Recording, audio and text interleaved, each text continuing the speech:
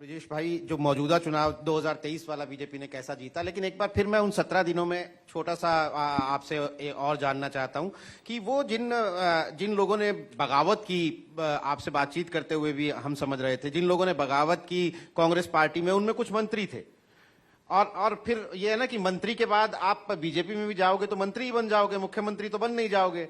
तो क्या वजह थी इस बगावत की? क्या लालच था, कोई डर था, क्या था, क्या कहानियां थी?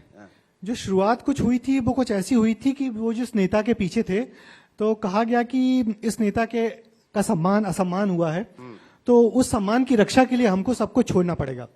तो चूंकि वो उस परिवार से जुड़े हुए थे कई सारे, तो सारे के सारे वैसे नहीं थे, पूरे 24 वैसे नहीं थे, 12-13 थे। बाकी तो कारवां बनता गया, लोग जुड़ते गए टाइप मामला था। कुछ जिसको लगा कि वहां बट रहा है तो सब जाने लगे वहां पे, तो ऐसा कुछ हुआ। तो फिर जब वो लोग वहां चले गए तो बहुत प्लानिंग से गए। पहले प्लान ए हुआ, जो नरोत्तम मिश्रा जिसको लीड कर रहे थे वो गुड़गांव में फेल हो गया। 5-6 विधायक वहां पे थे और फिर अचानक जयवर्धन सिंह, जीतू पटवारी, दिग्विजय सिंह वहां गए, उन सबको पकड़ लाए। और पकड़ लाए, जब उनको पकड़ के लाएगा तो कमलनाथ तो सबको फिर डांटा। मैंने बजाय उनको, एक नेता कैसा होता है, उन्होंने उसको डांटा, तुम इस उम्र में ये कर रहे हो, तुम ऐसा करो, बिशाऊलाल तुम ये कर रहे हो, उनको डांटा। ये संजीव थे अब यहाँ, संजीव सिंह, उन सबको डांटा और फिर सबको डांटा। और मजे की बात है कि वो जिनको डांटा था, जिनको इतनी मेहनत से लेके आए थे, फिर कुछ दिनों बाद फिर वहां चले गए। तो दरअसल फिर मुझे किसी ने कहा कि इन सब ने जो अमृत चखा हुआ है ना, मैंने हम लोग तो पूरे वक्त घूमते रहते हैं, तो उन्होंने कहा देखो चिंता की बात मत करो। मैंने कहा सब वापस आ गए, उनका नहीं फिर जाएंगे। मैंने कहा क्यों? क्योंकि उन्होंने जो अमृत चखा हुआ है ना, वो अमृत तो रंग लाएगा।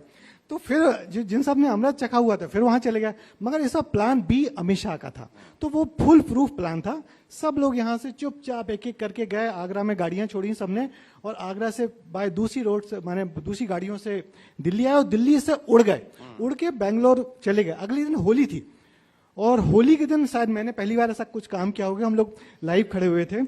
और फिर वहां जब होली थी तो वो सब लोग जो रिसोर्ट में पहुंच गए, उन्होंने कहा टीवी खोल के तो देखो किसी को खबर है कि नहीं अपन कहाँ आ गए। तो देखो कुछ नहीं, टीवी में सन्नाटा था, हम सब टीवी चैनल वालों को मालूम ही नहीं था। अचानक फिर मुझे कॉल आता है, एक बड़े कांग्रेस का नेता था, उन्होंने कहा वो सब उड़ गए, ढूंढो। तो फिर जब हम लोगों ने खबर ब्रेक की कि सब उड़ गए, ढूंढो, तो जब वो लोग सबको रिसोर्ट में ले गए, और रिसोर्ट भी ऐसा जो बेंगलोर था, बेंगलोर यानी बीजेपी के शासन वाला, तो वहां पे जब उनको रखा गया था एक बड़े रिसोर्ट में, तो मुझे एक मंत्री ने बताया कि यार हम लोग जब वहां पहुंच तो गए, रोज कुछ ना कुछ होता रहता था, काफी लंबा वक्त गुजारा उन लोगों ने वहां पे। तो एक दिन एक वेटर ने हमसे पूछा कि सर ये कर क्या रहे हो और क्यों कर रहे हो? आप मंत्री हो, सरकार गिर रही है, फिर मंत्री बनोगे, मगर क्यों?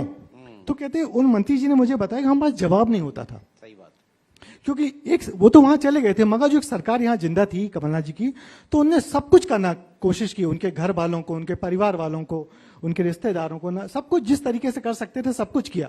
मगर अब वो ऐसे वेस्टर्न में चले गए थे कि वहां से उनको लाना बहुत डिफिकल्ट था। हालांकि कुछ लोग छूट छूट के आए भी, और मगर वो ला नहीं पाए। तो कुल मिला के एक ऐसा फुल प्रूफ था। और बोलो वहां जाके कुछ लोगों ने कहा, जो मुझसे कहा कि हम लोग फंस गए थे, है ना, एक ट्रैप में फंस गए थे। और कुछ तो कमिटेड थे जो सिंधिया परिवार से जुड़े हुए थे, मगर कुछ तो चला चली की वेला में चले गए थे, कुछ मिलेगा। मगर जब फंस गए तो जब अब हो ही गया तो अब मजे ले लो टाइप का, तो फिर सब मजे लिए। नहीं तो उसके बाद आज जब अब लगभग 6 साल बीत चुके हैं इस बात को, इस 6 साल के दौरान आपसे किसी ने, उन 24 में से आपसे किसी ने कहा कि यार गलती हो गई थी यार, ऐसा नहीं करना चाहिए था, ऐसा कुछ? उस बार कुछ लोगों को कुछ लगा कि गलती तो हो गई है, क्योंकि लगातार बहुत सारे खेल होते रहे। एक बार जब चूंकि विधानसभा स्पीकर यहाँ थे तो उन्होंने कहा मैं किसी का इस्तीफा नहीं मानूंगा, सबसे एक जैसे इस्तीफे लिखवाए गए, एक साथ फैक्स किए गए, एक साथ दिल्ली फैक्स किए गए। चूंकि लड़ाई 2 जगह चल रही थी, आप जानते हो कि जब सरकारें गिरती है तो लड़ाई 2 जगह चलती है, एक हाउस ऑफ फ्लोर पर चलती है विधानसभा में, और एक सुप्रीम कोर्ट में चलती है। दोनों जगह लड़ाई चल रही थी।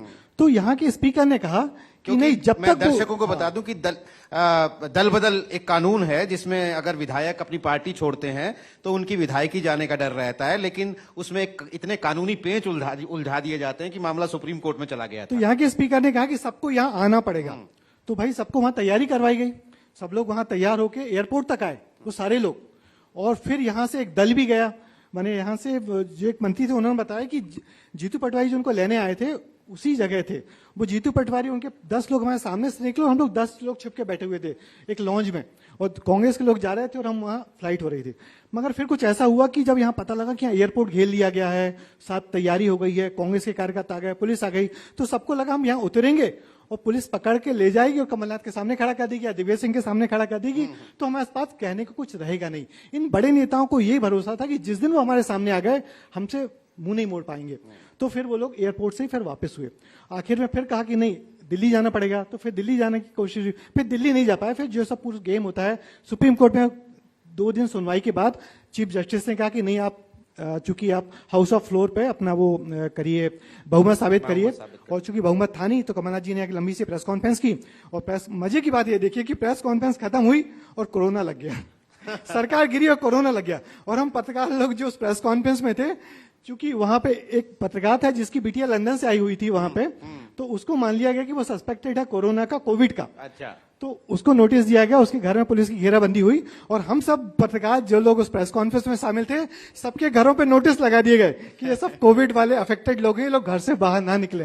तो यानी कोविड का इंतजार किया जाता है। कि राजनीति कैसे चलती है, आप देखिए कितनी मजे की राजनीति होती है कि कई दिन से लगातार घटनाक्रम चल रहा था, मगर जब फ्लोर ऑफ हाउस में सरकार गिरते ही वहां पे दिल्ली से ऐलान हो गया कि हमारे भारत में कोरोना लगा दिया गया है, अब सब घरों में बंद बैठे।